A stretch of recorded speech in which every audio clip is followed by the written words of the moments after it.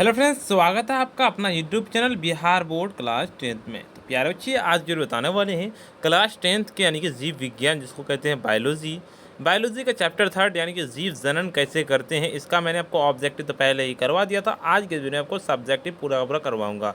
तो NCERT book से मैं करवाता हूँ प्यारे बच्चे, क्योंकि आपको मैं बता दूं कि एनसीईआरटी बुक से ही आपको जो है यानी कि 99% क्वेश्चन जो आपको एनसीईआरटी बुक से ही लड़ता है। इसलिए मैं आपको एनसीईआरटी बुक पढ़ाता हूँ। बाकी भारतीय भवन आप कोई सा ही पढ़ सकते हैं, वो आपकी मर्जी है। ठीक है, मैं एनसीईआरटी बुक का करवा रहा हूँ 3rd चैप्टर यानी कि जीव जनन कैसे करते हैं। उससे पहले प्यारे बच्चे बता दूँ कि अभी तक वीडियो को अगर आप लाइक नहीं किए, वीडियो को एक बार लाइक कर दीजिए, साथ में चैनल को भी सब्सक्राइब करके बेल आइकन को ऑल पे प्रेस कर दीजिए और अपने फ्रेंड्स को वीडियो को जरूर से अगर शेयर कर दीजिए। और WhatsApp group and Telegram group को ज्वाइन कर लीजिए, नीचे मैं लिंक दे दिया हूँ। और आप लिंक से नहीं ज्वाइन हो पाते जरूर से इस नंबर पर मैसेज कीजिएगा। नंबर नोट कर लीजिए प्यारे बच्चे, 9905032120 इस नंबर पर आपको मैसेज करना। और वीडियो को पूरा कंटिन्यू आने तक देखे जाइए ताकि आपका एक भी क्वेश्चन ना छूटे, और वीडियो को पूरा कंटिन्यू वॉच करके जाइए। और आपको ऑब्जेक्टिव का वीडियो नहीं देखे जरूर से देख लीजिएगा। सभी चैप्टर का आपको ऑब्जेक्टिव का लिंक एंड सब्जेक्टिव का लिंक डिस्क्रिप्शन में दे दिया हूँ। तो चलिए वीडियो को पूरा कंटिन्यू एंड तक वॉच कीजिएगा। उससे पहले बिहार बोर्ड क्लास 10th के चैनल को जरूर से सब्सक्राइब कर दीजिए। और मेरा नाम है शाहनवाज सर। ऐसे में आपको कॉन्टैक्ट करना, अगर पीडीएफ चाहिए तो Bihar board class 10 science solution है, बिल्कुल आपको 3rd चैप्टर का जीव जनन कैसे करते हैं बायोलॉजी का। चलिए पहले जब आप जैसे ही आप क्वेश्चन निकालिएगा तो अभ्यास के प्रश्न रहेंगे, यानी कि जो आपको एक्सरसाइज में जो प्रश्न रहते हैं, पहले को आपको पहले ऑब्जेक्टिव कुछ प्रश्न रहेंगे। तो पहला मतलब का औलैंगिक जनन मुकुलन द्वारा होता है। तो कैसे होता है पता, बिल्कुल आपको ईस्ट द्वारा होता है। बिल्कुल बी नंबर में आपको यहाँ पे येलो कलर का इसलिए आंसर करवा दिया हूँ ताकि 2-3 क्वेश्चन ही है यानी कि ऑब्जेक्टिव, ताकि आप लोगों को दिक्कत ना हो। दूसरा मतलब निम्न में से कौन मानव में मादा जनन तंत्र का भाग नहीं है। निम्न में से कौन मानव में मादा जनन तंत्र का भाग नहीं है, ये पूछा गया है। तो ये जो भाग नहीं है आपको पता होना चाहिए कि मानव में मादा जनन तंत्र का भाग नहीं है। तो बिल्कुल आपका नहीं है जो है, बिल्कुल आपको शुक्रवाही का बिल्कुल आपको सी नंबर नोट कर लेना है।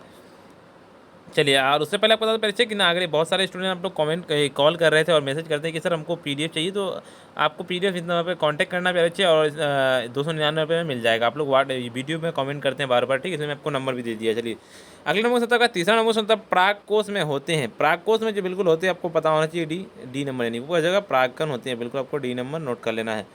चलिए अगले नंबर क्वेश्चन की ओर चलता हूँ। उसका चौथा नंबर आपका 3 क्वेश्चन ऑब्जेक्टिव है, उसके बाद आपका लॉन्ग क्वेश्चन यानी कि स्टार्ट है, सब्जेक्टिव क्वेश्चन स्टार्ट है। तो वीडियो को पूरा कंटिन्यू एंड तक वॉच कीजिएगा। पहला नंबर क्वेश्चन जो आपको यानी सब्जेक्टिव में देखने को मिलेगा वो है आपका अलैंगिक जनन की अपेक्षा लैंगिक जनन में क्या लाभ होता है।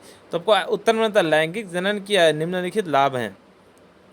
लैंगिक जनन प्रजनन में अधिक विभिन्नता उत्पन्न किए जाते हैं, इस प्रकार यह प्रजाति के अस्तित्व को बनाए रखने में सहायक करते हैं। दूसरा होता है इसमें उत्पादित क्या वेस्ट जीव में जनक अर्थात माता पिता दोनों की विशेषताएं होती है।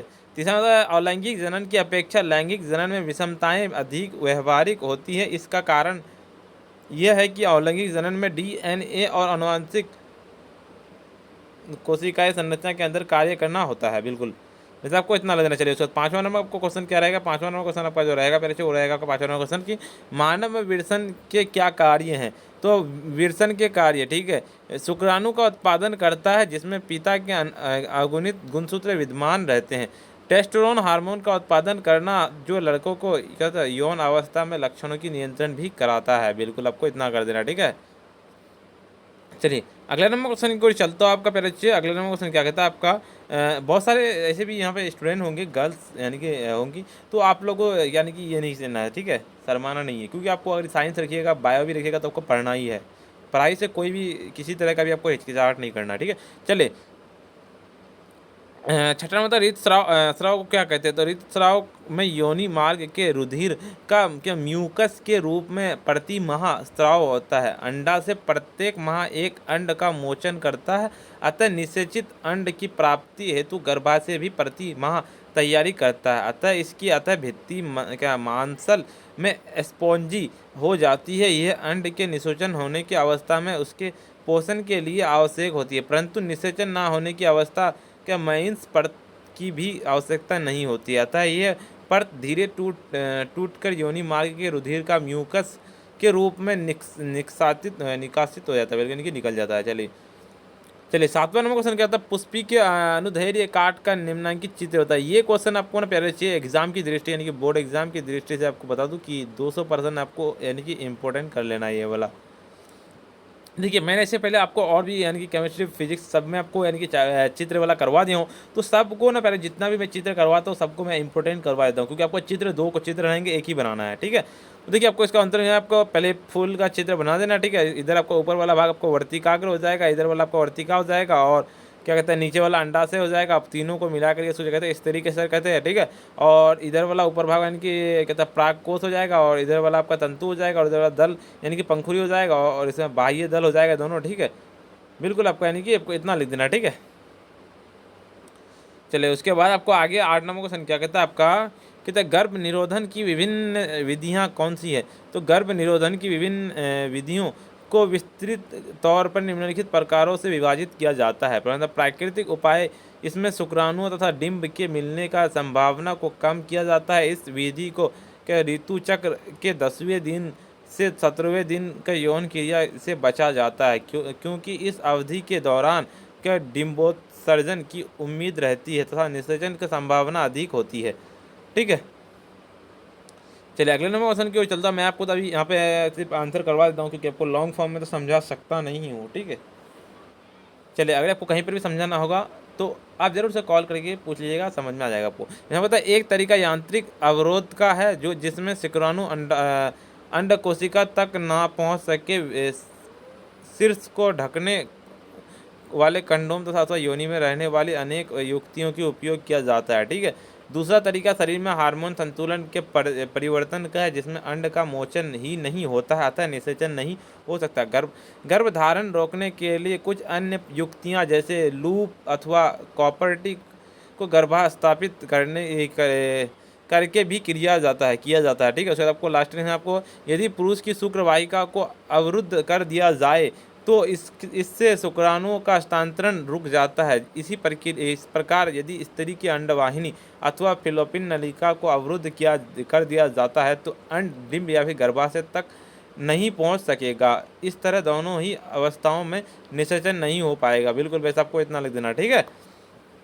चलिए, उसके बाद आपको 9 नंबर क्वेश्चन क्या कहता है आपका, 9 नंबर क्वेश्चन कहता है आपका कि एक कोशिका एवं बहुकोशिकीय जीवन की जनन पद्धति में क्या अंतर है? तो एक कोशिकीय जीवों में कोशिका विभिन्न विभाजन अथवा विखंडन द्वारा नए जीवों की उत्पत्ति होती है। एक कोशिका जीवों में प्रजनन खंडन मुकुलन पद्धति द्वारा होता है, जबकि बहुकोशिकीय जीवों में विशेष प्रजनन अंग मौजूद होते हैं, इसीलिए वे जटिल प्रजनन विधियों जैसे कायिक प्रधान बीजाणु सिघान आदि द्वारा प्रजनन करते हैं। कहते हैं अत्यधिक जटिल कोशिकाएं जीवों में जैसे मानव तथा पौधों में लैंगिक जनन द्वारा प्रजनन होता है। बिल्कुल। चलिए, 10 नंबर क्वेश्चन क्या कहता है आपका, जनन किसी कहते स्पीसीज की समष्टि के अस्तित्व में किस प्रकार से आएगा? तो जनन का एक स्पीसीज के मौजूद जीवों द्वारा एक ही प्रजाति के नए जीव उत्पादन करने की प्रक्रिया है, इसीलिए ये नई प्रजातियों को जन्म देकर समष्टि की अस्तित्व में सहायक है, क्योंकि एक प्रजाति समष्टि के अस्तित्व के लिए जन्म दर मृत्यु दर के बराबर होनी चाहिए। बिल्कुल। उसके बाद आपको आगे बताते हैं, पहले चलिए आगे बताने से पहले आपको बता दूं कि अगर आप भी चाहते हैं ना PDF एंड नोट्स लेना ऑल सब्जेक्ट पैर बच्चे, तो जरूर से आप इस नंबर पे कांटेक्ट कीजिएगा, ठीक है? आपको इतना रुपये में दे दिया जाएगा। चलिए, 11 नंबर क्वेश्चन क्या कहता है आपका, गर्भ निरोधन युक्ति अपनाने के कारण क्या हो सकते हैं? तो गर्भ निरोधन युक्ति अपनाने के निम्नलिखित कारण हो सकते हैं। अवांछित गर्भधारण को रोकने के लिए, जन्म दर अथवा बढ़ती आबादी को नियंत्रण करने के लिए, यौन संचरित रोगों को हस्तांतरण करने के लिए, ठीक है? ये जो यौन संचरित रोग है ना, जैसे हो गया यौन संचरित में एड्स हो गया, सिफिलिस हो गया, बाकी ये सब बहुत सारे यानी कि यौन संचरित रोग है, ठीक है? जिससे बचा ये होना चाहिए, ठीक है? बच के रहना चाहिए, ठीक है? चलिए, अगले क्वेश्चन बताने से पहले मैं बता दूँगा, अभी वीडियो को अगर लाइक नहीं किया, वीडियो को एक बार लाइक कर दीजिए, साथ में चैनल को भी सब्सक्राइब करके बेल आइकन को प्रेस कर दीजिए, और अपने फ्रेंड्स को वीडियो को जरूर से एक बार शेयर कर दीजिए। व्हाट्सएप ग्रुप में टेलीग्राम ग्रुप को ज्वाइन कर नीचे लिंक दिया हुआ, अगर आप लिंक से नहीं जान पाते जरूर से इतना पर मैसेज कीजिएगा। नंबर नोट कर लिए मेरा 9905032120, ठीक है? इसमें आपको नोट कॉल जरूर करना, और बाकी जो ऑल चैप्टर का और ऑल सब्जेक्ट का वीडियो का लिंक मैं डिस्क्रिप्शन में दे दिया हूँ, व्हाट्सएप ग्रुप का भी लिंक दे दिया हूँ, जरूर से ज्वाइन कर लीजिएगा। तो प्यारे आज इतना ही, फिर मिलते हैं हम नेक्स्ट वीडियो में।